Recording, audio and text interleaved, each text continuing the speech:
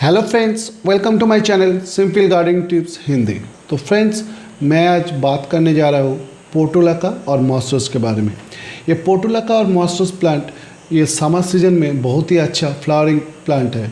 ये जो पोर्टुलाका और मॉन्स्टर्स प्लांट है, इसके बहुत ही वैरायटी है, बहुत ही कलर है, सिंगल पेडल है, डबल पेडल है, बहुत सारा कलर अवेलेबल है। ये मॉन्स्टर्स प्लांट पोर्टुलाका फैमिली से बिलोंग करते हैं। बहुत ही अच्छा एक बिगिनर के लिए फ्लावरिंग प्लांट है। बहुत ही डिफरेंट कलर के फ्लावर इस प्लांट में पाया जाता है। लगभग 100 के ऊपर इसका वैराइटीज़ है। तो दोस्तों, ये जो प्लांट है आपके गार्डन में ज़रूर ऐड कीजिए। तो फ्रेंड्स, ये जो प्लांट है बहुत ही लो केयर, बिगिनर के लिए भी बहुत ही अच्छा फ्लावरिंग प्लांट है। ये जो पोर्टुलाका प्लांट है, इसका फ्लावरिंग टाइम अप्रैल से सितंबर और early summer to monsoon end तक बहुत अच्छे से इसमें फूल खिलता है। तो दोस्तों, ये जो पोर्टुलाका और मॉन्स्टर प्लांट है, ये एक सक्लेंट प्लांट है। तो दोस्तों, ये जो पोर्टुलाका प्लांट है, ये पेरिनियल प्लांट है। तो एक बार आप इस प्लांट को आपके गार्डन में ग्रो करेंगे तो बहुत सालों तक आपके गार्डन में ये रहेंगे और बहुत ज़्यादा फूल देंगे। तो दोस्तों, ये जो पोर्टुलाका प्लांट है एक सक्लेंट प्लांट है, मगर दूसरे सक्लेंट से बहुत अलग है। ये सक्लेंट प्लांट आपको फुल सनलाइट में रखना पड़ेगा, तब जाके आपके प्लांट में बहुत ज़्यादा फूल खिलेगा। तो दोस्तों, ये जो पोर्टुलाका प्लांट है बहुत से वैरायटी और बहुत सी कलर में मिलता है। तो आप उसको मिक्स करके अपने गार्डन में रख सकते हैं, बहुत ही अच्छा लगेगा। ये जो प्लांट है आप दो तरह से उगा सकते हैं, एक है कटिंग से और एक बीज से। आप कटिंग से उगाए तो बहुत ही अच्छा है, और एक बार आपके गार्डन में ये प्लांट आ गया मतलब हर साल आप देखेंगे कि कोई ना कोई प्लांट के नीचे ये पौधा ग्रो कर रहा है, क्योंकि इसका जो बीज होता है आपके गार्डन में दूसरे जो पॉट्स है उसमें चले जाते हैं। उससे क्या होता है, समर के शुरू में ही बहुत ज़्यादा प्लांट आपको गार्डन में दिख सकता है। मगर जब आप फर्स्ट टाइम उगाएंगे तो हम बोलेंगे आप कटिंग से उगाए, बहुत ही अच्छा होगा। ये सबसे ईजीएस्ट वे है इसका प्लांट को ग्रो करने के लिए। तो दोस्तों, अभी मैं बात करूँगा पोर्टुलाका प्लांट के केयर के बारे में। फर्स्ट जो आता है वो सॉइल प्रिपरेशन। सॉइल प्रिपरेशन कैसे करें? तो दोस्तों, ये जो पोर्टुलाका प्लांट है ये एक सक्लेंट प्लांट है। इसके लिए आपको जो मिट्टी बनाना चाहिए वो एल्डेन सॉइल होना चाहिए। ज़्यादा वाटर लॉगिंग ना हो ये हमको देखना चाहिए, क्योंकि ज़्यादा वाटर लॉगिंग होने से क्या होगा, इसका जो रूट है वो गल जाएगा।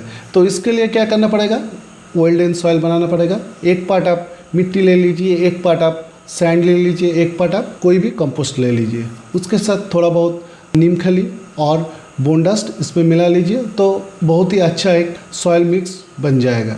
तो दोस्तों, इसके साथ मैं और एक बात कहूँगा, मॉन्स्टर्स और पोर्टुलाका प्लांट के लिए थोड़ा मॉइस्ट और थोड़ा एसिडिक सॉइल बहुत अच्छा है, बहुत ज़्यादा फ्लावरिंग के लिए। नेक्स्ट जो बात आता है सनलाइट। देखिए, ये जो प्लांट है फुल सनलाइट में रखना चाहिए। 6 to 8 आवर्स डायरेक्ट सनलाइट पे रहेगा तो बहुत ज़्यादा इस पर फूल आएगा।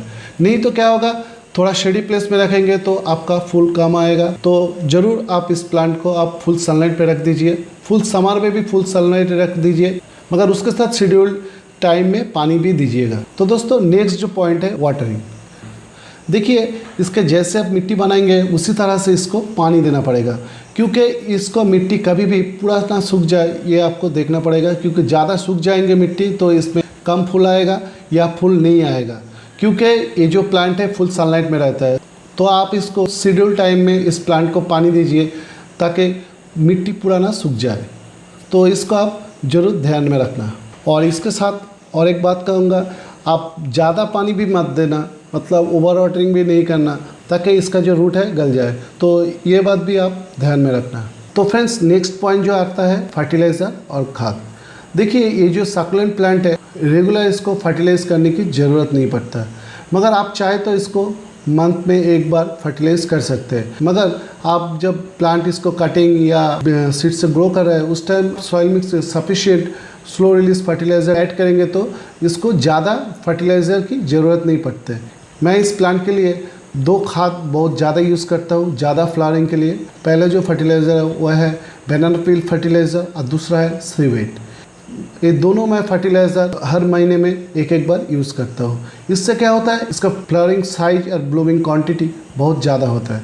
तो आप ये 2 फर्टिलाइज़र महीने में एक बार करके यूज़ कीजिए तो बहुत ज़्यादा आपको हेल्प मिलेगा। और एक बात मैं बोलना चाहूँगा, आप अगर मिट्टी बनाने के टाइम पे सफिशिएंट फर्टिलाइज़र नहीं दिया है तो आप क्या कीजिए, हर महीने में कोई भी लिक्विड फर्टिलाइज़र इसमें डाल दीजिए, क्योंकि 2-4 कटिंग भी एक पॉट में आप डाल दीजिएगा तो 15 या 20 दिन के अंदर ये पॉट पूरा भर जाता है। तब जाके कोई भी आप कंपोस्ट नहीं दे सकता है, उस टाइम आपको लिक्विड कंपोस्ट या लिक्विड कोई भी खाद इसमें देना पड़ता है।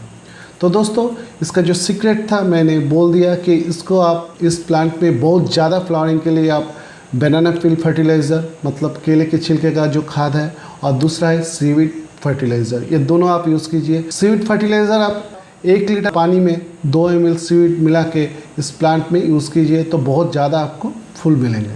तो दोस्तों और एक बात है कि जो ऑर्गेनिक फर्टिलाइज़र यूज़ नहीं करना चाहता है या नहीं कर पाते तो उसके लिए मैं बोलूँगा आप डीएपी यूज़ कीजिए, मतलब कोई भी आप फॉस्फोरस है ऐसी कोई एनपीके और डीएपी इसमें डाल सकते हैं तो बहुत ज़्यादा आपको फूल मिलेगा।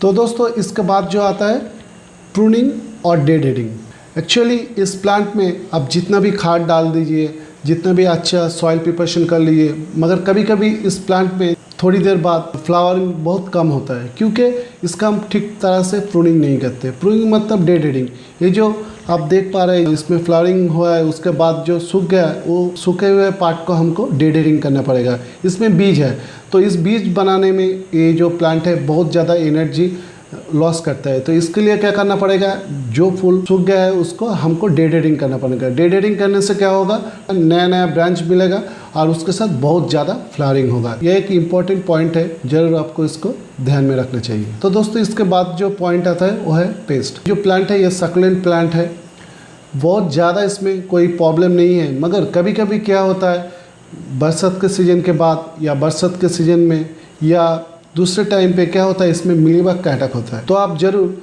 हर 15 दिन में एक बार इसमें नीम ऑयल स्प्रे कर दीजिए, तो कोई भी पेस्ट अटैक की प्रॉब्लम नहीं रहेगा और आपका प्लांट बहुत ही ताज़ा रहेंगे, बहुत ही हेल्थी रहेंगे और ज़्यादा फूल मिलेगा। तो दोस्तों इसका बाद जो पॉइंट आता है वो प्रोपगेशन। प्रोपगेशन कैसे करें? प्रोपगेशन ये 2 तरह से होता है, एक बीज से होता है मतलब सीड्स, दूसरा है कटिंग से। तो कटिंग से उगाना बहुत ईजी होता है, कोई भी आप प्लांट का कटिंग लेके कोई भी मिट्टी में डाल दीजिए, ये नया प्लांट रेडी हो जाएगा। दूसरा जो पॉइंट है वो सीड्स से। सीड्स आप कलेक्ट कर लीजिए आपके प्लांट से और नेक्स्ट सीजन में आप कोई भी मिट्टी में डाल दीजिए तो देखेंगे नया प्लांट इजीली ग्रो हो गया है। यही है दोनों मेथड जो आप पोर्टुलाका प्लांट को प्रोपगेशन कर सकते हैं।